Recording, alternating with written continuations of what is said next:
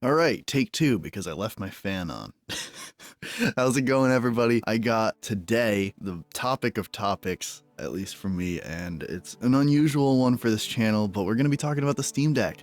The Steam Deck, I love this thing so much. So there you go, right there up front. You already know my opinion, but I got my little piece of inspiration right here. I got my coffee by my side, so I'm in a good mood today. So, we're gonna be talking about the Steam Deck. I do have disappointments in here because I tried to make this video fair. It's gonna hurt for me to talk about them, so we're gonna get them over and done with right up front. So you'll hear all the drawbacks right away, because I just want to get it out of the way because it hurts for me to even talk about, because I do love the Steam Deck so much. But I am your STATISTACS. This is my channel where I just talk about games, have conversations with all of you, and also do playthroughs every now and then. So welcome one, welcome all. If you haven't already and you're enjoying my channel, do me a favor, go down to the description below. I always link my Twitter and Instagram down there. Go give them a follow. My favorite thing about running this channel, the thing I crave more than anything else, is hearing from all of you. I absolutely adore it. And not because it grows my channel, which I love because then I get to hear from more of you, but it's about just getting others' perspectives, hearing others' opinions, hearing ideas, and just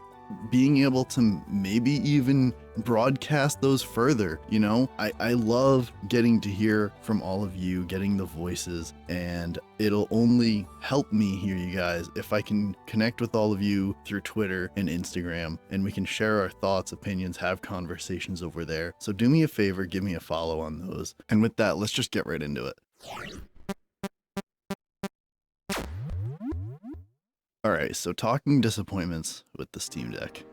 It hurts just to say it. But there are disappointments. There are genuine disappointments for me. And one of my biggest ones is multiplayer capability. This one, I'm not gonna lie, it's kind of like a gut shot. When I bought my Steam Deck, not when I reserved it, but when I bought it, I was advertising in my friends' ears the entire way. Around 1 month before, or maybe like 2 weeks or something before I was up and eligible to buy my Steam Deck when I had it reserved, I was ecstatic to get this thing in my hands for the entire 2 weeks or so. And the entire time I was watching videos, learning about this thing, and just getting more and more excited, and then advertising it in my friends' ears because I was so excited that 2 of them ended up getting it. And that was so exciting to me because I was like, oh my God, the LAN parties, the quote unquote LAN parties, because you're not actually connecting them. But when I was a kid, that was a big thing, was LAN parties. My oldest brother used to always have his friends over. We'd put a bunch of TVs in the same room, a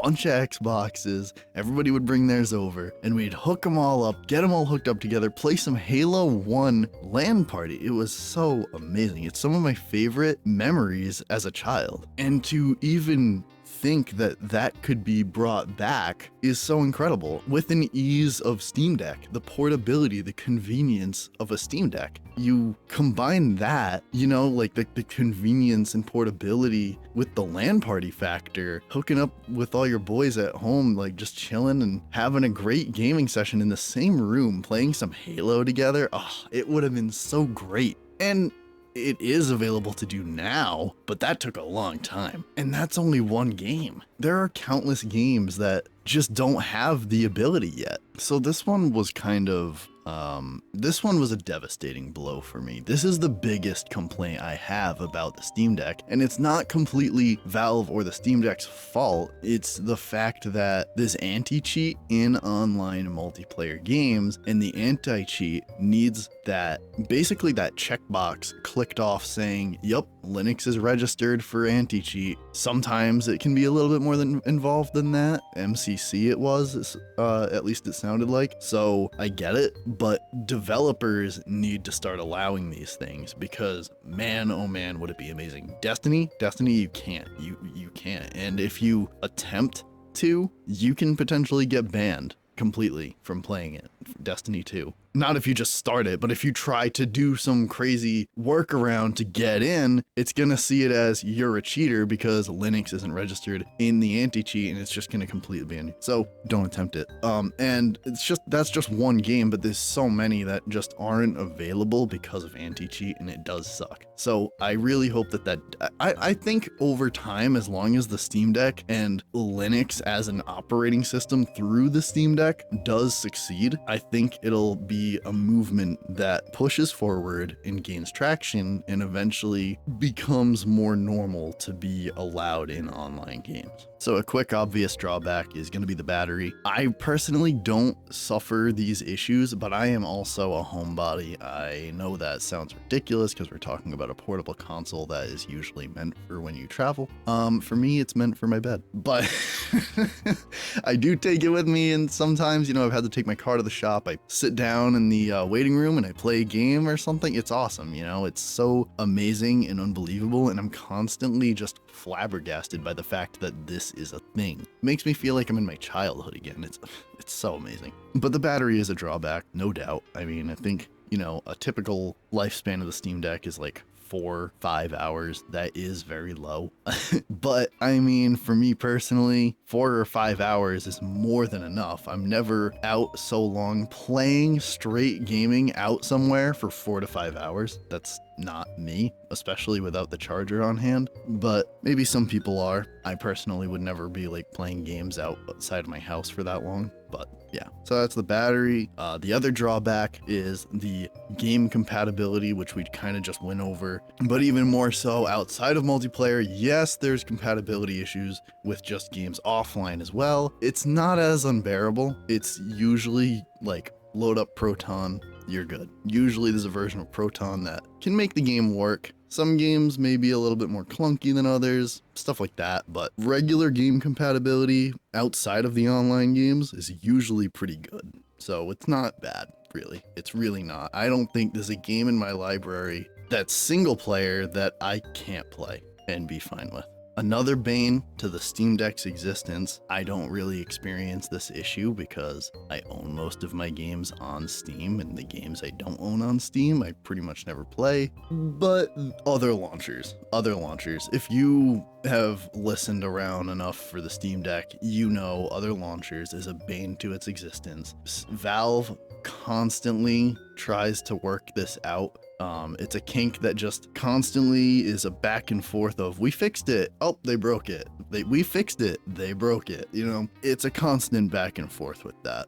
Okay, so this is my final complaint of the Steam Deck. It's not a complaint from me. Personally, it's not a thing, but it is a thing. And I would really like to emphasize it because this is for my friend. He's legally blind, and there is a magnifier on the Steam Deck, and he had a Switch before, and he was telling me the Switch, actually the magnifier, if you look it up how it works, it's actually very smooth. But this one doesn't have a variable zoom to it, and that's what he needs. It doesn't magnify enough for him at times. So Valve, if you ever hear me, make the magnifier have a variable zoom where you can zoom in and out. Make it so you can set it up so that one of the trackpads or something, like you can set it up so that like if you scroll upwards it zooms in, scroll downwards it zooms out, or make it so you can set it so the joysticks do that, or if you press buttons it does a like toggle of plus 25% zoom. I don't know. It would be really awesome if they started looking at accessibility things such as this. I've heard other things. I know it's not the biggest part of the community or the loudest part of the community, but it would be really great if they could get things like this solved. This isn't me being like, oh, pity me, pity my friend, whatever. Like, it's not even me that has the issue. It's my friend. Like, it's like, I don't have the issue. Like, I'm not asking pity me, It's just, it is something that I truly would like to see get resolved at some point. I know it's not the biggest Steam issue for Steam Deck. It is a thing. accessibility should be a thing when it comes to consoles, computers, all of that such, technology in general. And if anybody by chance knows of a third-party solution to this, maybe a third-party magnifier that works well with the gaming side of the Steam Deck's UI, and they can comment it down below, that would be awesome. My friend really likes the Steam Deck. He just isn't able to use it as much as he would like because of this. It is kind of inhibiting his time with it for sure. There's games that he said he would like to play, but then he gets on and the text is a little too small or something and he can't really read it. So just, you know, if you have any third-party solutions, anybody out there, that would be super, super, super appreciated. If you hear me talking about this, for sure, talk about it, get it out there, let everybody hear about it, because I would like to see it get more talk, and just accessibility in general would be great. But anyways, I'm sorry if I spent so much time on that, but it is an issue that I would like to see get resolved for the Steam Deck for sure, because it just allows more people to enjoy the device that I love so much, which is going to kick off the positive side of the Steam Deck. And man, oh man, do I have a lot to say. I apologize if this is a long video, but I'm trying my best to get it out there as fast as I can. Let's get into the positives because I'm super excited. All right, so let's talk about the fact that, you know, obviously this is a portable gaming device. My childhood, again, we're going to go back to it because this thing does make me feel nostalgic. My childhood was filled with playing on my Game Boy, playing on my DS, you know, Game Boy Color, Game Boy Advance, all those things. And when I can go lay on the couch and just play a game, I literally feel like a child again.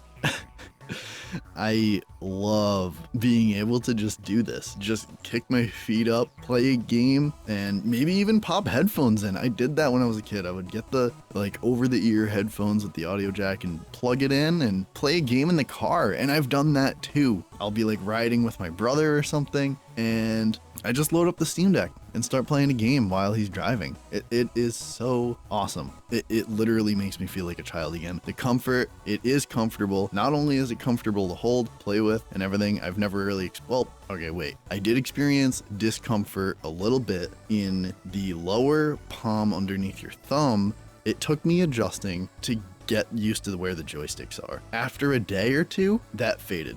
I'd say after a day. But now I actually genuinely think it is the most comfortable controller in my hands. I'm not kidding. I love this thing and I want a Steam controller.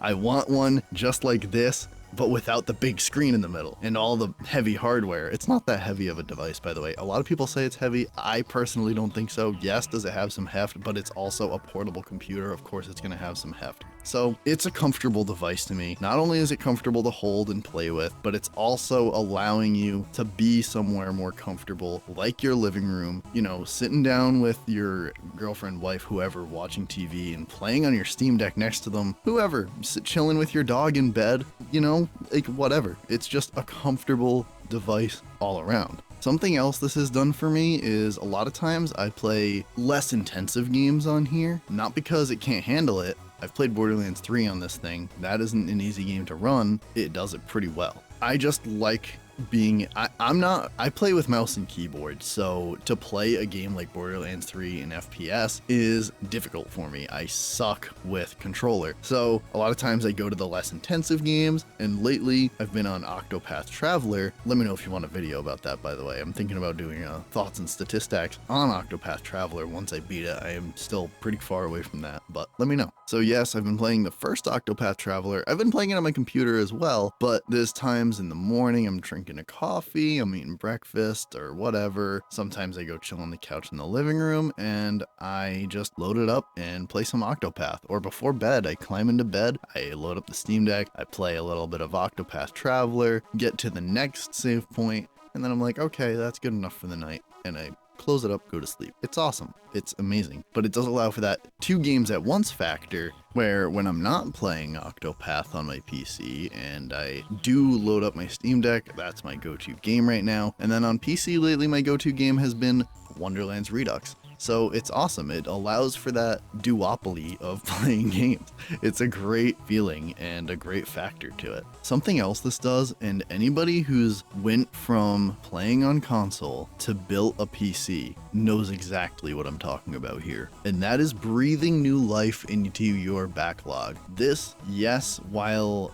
being maybe a little gimmicky, is an awesome thing. It literally made me feel like back when I built my PC and first got it, I just wanted to go and play every game I've ever played again and see it in a new light. And that's exactly what the Steam Deck will do to you when you first get it. You're just gonna want to be like, oh my god, I can play let's say, I don't know, Borderlands 3 on the go. I can play Fallout 4 on the go. Look at me, I'm in a car and I'm playing Fallout 4. You know, it just has that factor and it's awesome. I mean, I was on that moment for so long. It gets you to play even just games that are, to me at least, silly to play on the go. You're gonna be like, oh, look at me, I'm out somewhere and I'm playing Cyberpunk. Like, what? It's just a crazy thought that you can even attempt that. I mean, Cyberpunk is plenty playable on Steam Deck. It was actually one of the top 10 played games for a long time. It might still be, I don't know, but it was. And I've seen plenty of people play Red Dead 2 through the Steam Deck. It's insane. It's not a game personally I would play through it because I have a computer with a 3080 Ti in there, but it is a thing. The other positive for this from the Steam Deck, it's an indirect thing, but Linux. Linux is absolutely getting massive support, more support than it's ever had before due to the Steam Deck and its wide reach. It's putting Linux in people's hands that have no interest in Linux. Are there people that are installing Windows on it? Yeah, but I think it's actually the smaller portion of people. But either way, it's just so awesome to know that Linux is getting gaming support. It's absolutely moving forward through Proton, mainly through Proton actually, but there are some games that are being natively supported on Linux, and it's awesome to see. I love the movement to start pushing for other operating systems be eligible to be able to play games on and use in a more regular day-to-day basis. I love that. I actually am interested in trying SteamOS on my desktop when they do a proper launch for it. I am very interested in that. And because it's Linux, it does allow for that customizability on the software side of things. It also has some good customizability on the hardware side of things. If you've looked into the Steam Deck Reddit, people do crazy things with their Steam Decks all the time, and you know, Valve sells the tools and hardware to be able to replace things on your own, yada yada, so you can always work on it on your own. People buy hard drives, you know, they buy the bottom edition and then they find a hard drive that's in good size on its sale and pick it up. So that's pretty cool. It has a lot of good customizability, the software side especially. You can customize your whole gaming side of it, home screen and everything, and get the what's it called, the plugins thing. If you look it up, you'll know what I'm talking about. And basically it'll allow you to add menu music to your main menu of your Steam Deck, which is so cool. It allows you to change the whole theme of it so you can make it look, I love Persona, and I had it as Persona themed for a long time. I love it. It's awesome. You can change the startup screen so that it's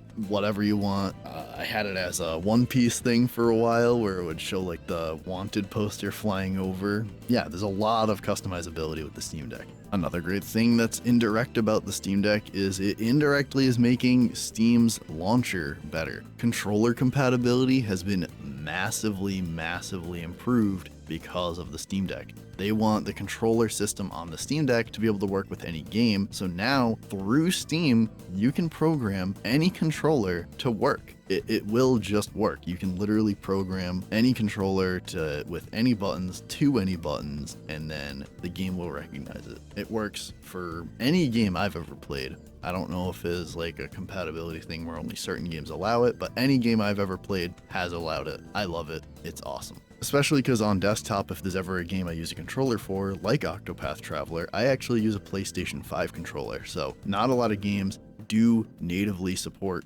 PlayStation controller on PC. A lot of times it's just Xbox controller for whatever reason. So it is really cool that Steam will allow my controller to work acting as an Xbox controller essentially. I love it. My last 2 points are going to be positive/negative, and that is the verified system and the dock.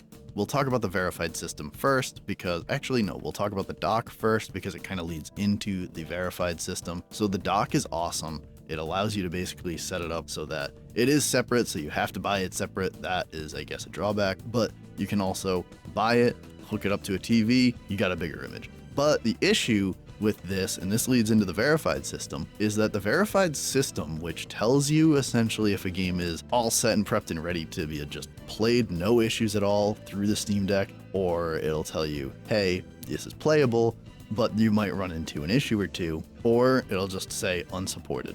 And that doesn't really mean a lot because the verified system sometimes gets it wrong. An unsupported game can be completely fine and usable and playable without ever even touching anything. Or maybe you just activate a version of Proton, the game is playable, ready to go. Sometimes games are verified, but an update broke them. And now they're basically lying to you.